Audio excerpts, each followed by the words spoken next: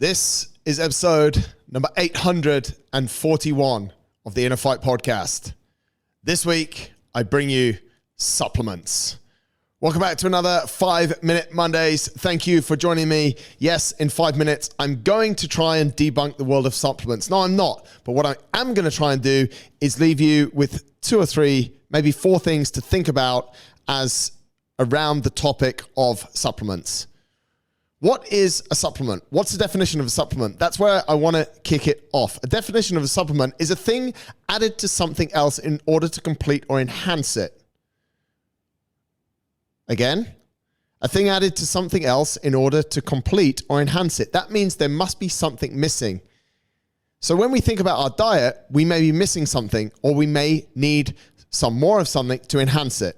That's the strict definition. Some of you might know it, some of you might not, but that is exactly what we're talking about here when we talk about supplements. But let's rewind. Let's look into a little bit of the data. Let's look into the value of the supplement market. First off, in the UK, it's actually not that huge. The supplement market in the UK is valued at $2.2 billion a year and is growing at around 8% per year, which you might not think is that big. I actually don't think it's that big, to be totally honest. However, when we go across the water to our friends in America, the US supplement market generates $50 billion a year and is currently growing at around 7% per year. $50 billion. That's quite a lot of money. This industry is absolutely huge. Some of these supplements we see in the stores, and honestly, and I think you'll admit it as well, the marketing, what it says on the tin is really what gets us in. But how are these claims regulated? Are there studies that actually endorse the supplements that we're buying that say on the tin, this will help you to lose 10 kilos in the coming 5 minutes?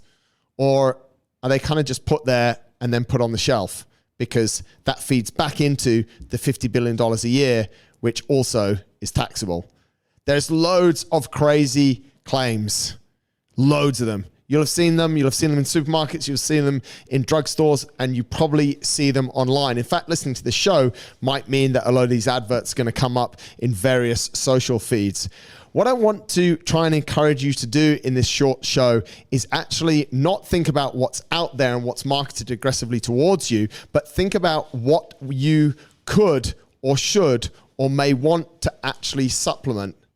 To understand that, you need to know in what area you're deficient. And to understand what area you're deficient in, you probably need to do some kind of half decent and half reputable testing. Because otherwise, we're just taking things in based on labels and based on how we're feeling. And that's often what these big companies are doing. Feeling tired? Take this supplement. There might be a reason why you're feeling tired, and it's normally because you're not sleeping enough.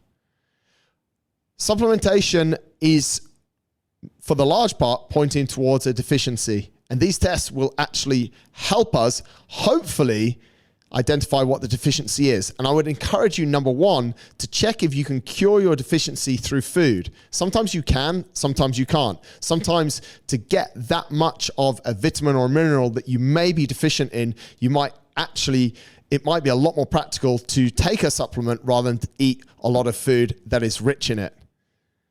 When we're talking about supplements and when you're buying supplements, have a look on the package and see where the supplement is sourced from. There's some supplements that are super synthetic that may be good for you, they may not be good for you, and some are natural. And that will also apply to them as well. Where your supplement comes from and the absorption rate is super, super important as well. And another thing that's important to have a look at is what else is in that supplement. Because some supplements have a lot of additives in them. Some of them had a lot of preservatives in them, which in some cases, especially for, and we've seen this a lot in sports supplements, they can actually have adverse effects to what you think it might be having on your body. The final point to think about when we come to supplementation is actually how you measure the impact of the supplements. A lot of the time, it might be just a placebo effect. And to be honest, if the pill is not damaging, if it doesn't have anything bad in it, but it makes you feel a lot better, and that enhances you in various ways of life, then maybe you should go ahead and take it. But think about how you're measuring the efficacy of your supplementation, all other things remaining equal. This should probably be a lot longer show, but that's it for this Monday. Have a great day.